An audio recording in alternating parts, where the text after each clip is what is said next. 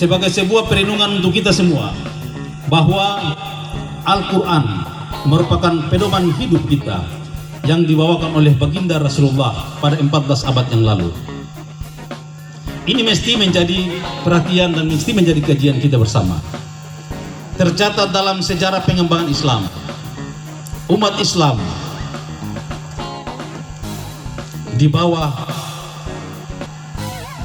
kepemimpinan Rasulullah telah mampu membangun kota Madinah yang oleh para ahli disebutkan sebagai sebuah kota yang jauh lebih maju dari zamannya.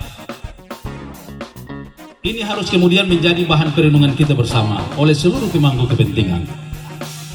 Kemudian dalam periode keemasan umat Islam pernah memimpin sepertiga belahan dunia kita, belahan dunia.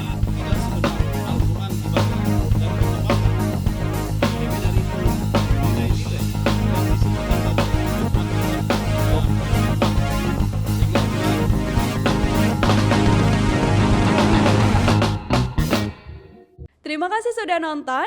Jangan lupa like, subscribe, dan share ya.